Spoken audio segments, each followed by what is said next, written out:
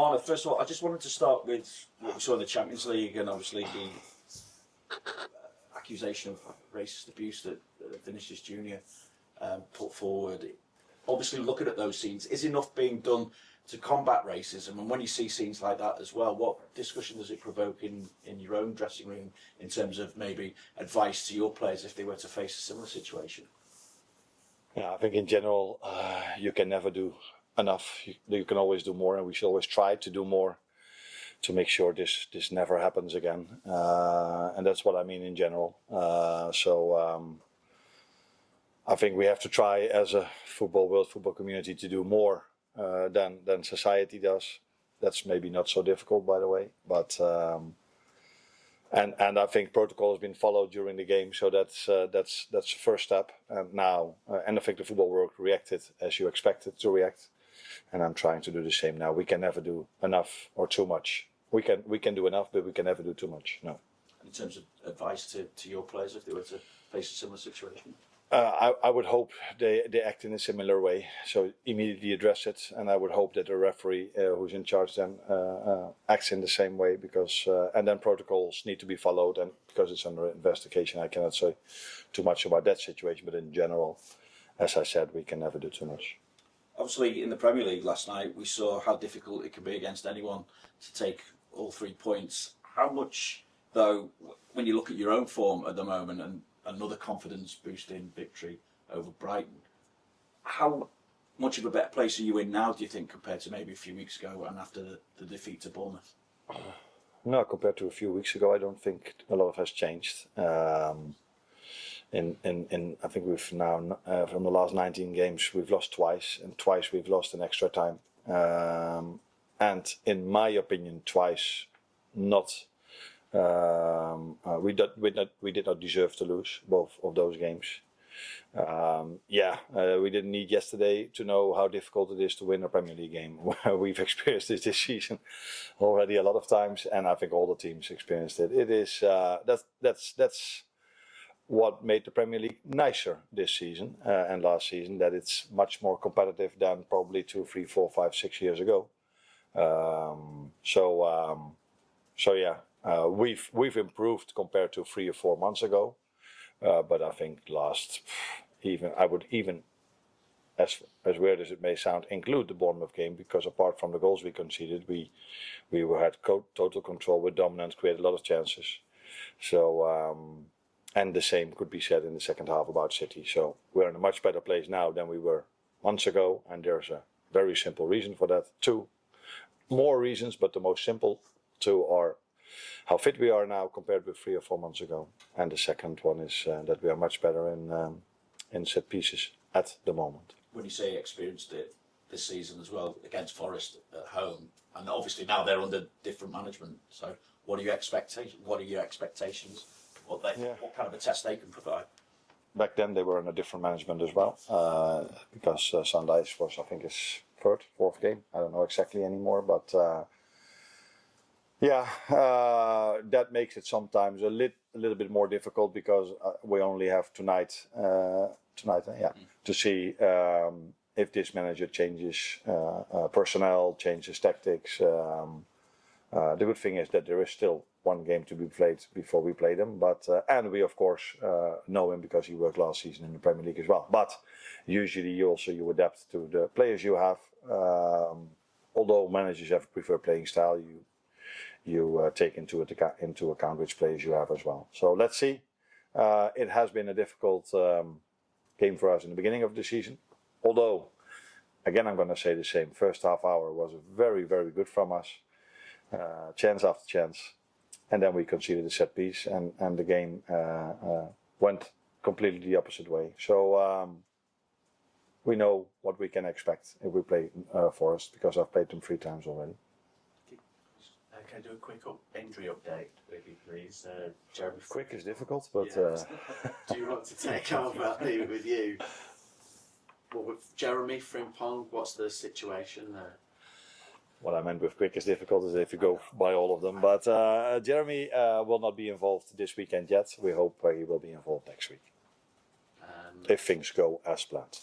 And I think there was mostly long, but Alex and Endo updates on on those two? No. Wata will be out for a long time, as I said earlier. We don't know exactly how long, but long. And Alex is, I think he's been on the pitch now, not with his football shoes, but with his running shoes for the first time this week. So that will still take a while as well before he's ready to play for us again. A couple of sub appearances for Joe. Is he ready to start? Yeah, I think he is. Yeah. And I believe the lads had a few days off this week. Did you have a few days off? Did you need a few days off? I think if there's a difference between players and managers is that if players have days off, they also prepare their body and these kind of things, but they're probably not thinking every second of the day about Forest. If managers have a day off or 2 days off, they do think about their next meeting and the next opponent they will play. But it's always nice, in my situation, to go home to see the family because they're not always around with me. So yeah, it was nice and useful because I think the players we are having, or 9 out of 10 go to the national team. So I think for 7 or 8 months, they've hardly been any days off. And when you can give them a few days off, which is not common in our schedule, it's necessary for them to have them in the best possible way Sunday, but also in the weeks after. But did you need that break? No, not needed it. No. Just nice. No, I think maybe if you ask me the same question in a month, it's different. But it was nice to have a few days off, but I did not really need it because last season I felt I needed it more, maybe in this period of time, or it was February, half March. No, I'm enjoying the work I do over here. I enjoy to work with the players. I enjoy to work with the staff. So no, couldn't say I really needed it, but it's nice to have. Hi, Emma. I was just going to check on Alexander as well, but just in terms of him being able to get a training kit on again and come in and do a bit of work, how much is that a boost for him mentally just to be around football again? Yeah, I'm not sure if I educate you now, but it's not before they go on the pitch that they are just laying in bed 24 hours a day. They also come to the training ground and do their gym work and do their rehab already. So, but I think it's nice for him to go on the pitch. It's nice for us to see him there because there's still enough work to be done. But you do know as a player, you arrive in the final stages of your rehab, where as long as you're in the gym and you're not on the pitch yet, yeah. That's not the nicest part. But next step is of course doing ball with the work, which every player likes most. And then the next step is going into the group. And then it takes a while before you're ready to play. But it's nice that rehab goes well. That's a compliment for him, but also to our medical staff. And you must feel that, if he is able to get back and play, but crucially have a good pre-season as well, which is what he missed last year. That's going to give you a fresh start for you and for him next season. No, that's going to give us a different player than we've had till now. But we're also expecting a different player in the end of the season than the one we had in the first part, which makes complete sense because I've said it 100 times, I think, that we have to give him time. If a player has been out for 4 or 5 months only with individual training, you cannot expect, at the level we are playing here, that he's up to speed straight away. So unfortunately for him and for us, we haven't used the best Alex yet, but this club and our fans will see the best Alex hopefully this season, but for sure in the upcoming years. On that then, Arne, do you have a better idea of a timescale and when you expect him to be able to rejoin the squad?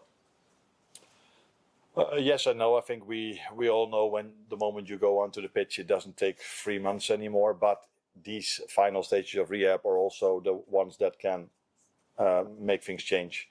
So in the gym, you can hardly do too much. And in this stage, you constantly have to wait and see if you tick the next box, the next box, the next box. But where are we now? Half March. So let's not put a time scale on it, but it's clear that he will be available if things go as planned this season. That's all about why time. Yeah. I didn't want to put it down to it, but I mean, so initial thoughts were it was going to be March time anyway. So I'll also try and push on this, but would you think before the international break or? Are you asking this for the Swedish national team coach? Or, No, I think that's the own questions really. it will be somewhere around there, and then it's always the question if things go really well or if he gets a little bit of a setback. So it will be around that period of time, end of March, start of April, where he's hopefully back with the group. When you're back with the group, it's not to say that you are ready to play, let alone start a game of football, because again he's been out for months, and the last time he's been out for months, I think we could all see that it took him a while before he was the player we've signed from Newcastle. Hi Arne. Hi. Compared to other days, maybe I underline maybe you have plenty of options when planning the team, because you have Joe Gomez, perhaps Curtis Jones for the right back position. You rested Ryan Gravenberch against Brighton. So in this situation, where would you, or what is your plan to where would you play Dominic against Nottingham, given the fact that he formed a formidable pairing with McAllister and he reached 2-figure goals? First of all, the question is if he starts. And then if he starts, in which position he starts. Yeah, no, but I think, I'm not going to tell you now in which position he's going to play. I agree with you, he played a good game in the midfield. The week before he played a very good game as a fullback. And the week before that he played probably in another position where he played really well. He has played really well for us throughout the whole season in all the positions. And that's not a coincidence because he's a good player. And a good player with all the qualities he has can play on multiple positions. And I have to find the right position for him, but also what's best for the team to play him. All right. Can I just ask about Georgie Ramadashvili, because I think there's maybe a little bit of surprise that he didn't play on Saturday. What sort of in terms of between now and the end of the season, do you envisage him getting sort of opportunities in the cup, or is it just maybe waiting until he gets that chance if Alisson isn't available? For me, it wasn't a surprise because last season we made a different choice, by the way, in the FA Cup. That's true, but usually for me the League Cup is for the second choice goalkeeper, and in the FA Cup I just decide at the moment. And the first game he played because Ali came also back from an injury, and I think Georgie needed a game, and maybe it was a bit too much for Ali at that moment of time to play another game. So I just judge it the same way as I judge the football players, the other 10. What is best for the team and for the individual. So and in this situation I decided to play Ali again, and which was of course also a disappointment for Georgie, because Georgie is a very good goalkeeper. Has done really well for us when he had to come in for Ali when Ali was injured. But I think you could see at my lineup that I mainly played the starters, and that also means that I played the starter in goal. But how that will look in the next game, that I cannot tell you now. James? Arne, you mentioned the improvement in set pieces. It's been a couple of months obviously since there was the change in the coaching setup. Is it yourself having a bigger say in set piece routines? Is it Sipka or Giovanni? How is it working? No, I think I'm happy that you asked that question, because it would be very unfair to Aaron, who was partly responsible for that, because in the end I'm responsible for everything, so it's always my end responsibility. But we've been in that period of time so unlucky. We all knew that it couldn't go on like that, because we hardly gave away a chance in set pieces, but every ball went in, and we created multiple opportunities to score, and balls didn't go in. So that things go back to normal now is something which we expected. And Aaron had an analyst, and the two of them were mainly responsible for it. In the end, I'm responsible, but they did the work, and that hasn't changed. So Lewis does the main thing, the main work, if you would call it like this, and then we have a meeting together and we look at the last details, what we want. But in general, we did not change that much. We maybe made one or two slight changes.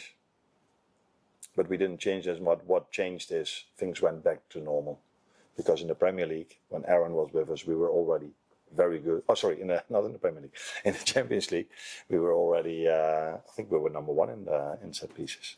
So I would mainly say things went back to normal, and we've adjusted one or two small things. Are you still looking to bring someone else in, or are you happy with the way things are?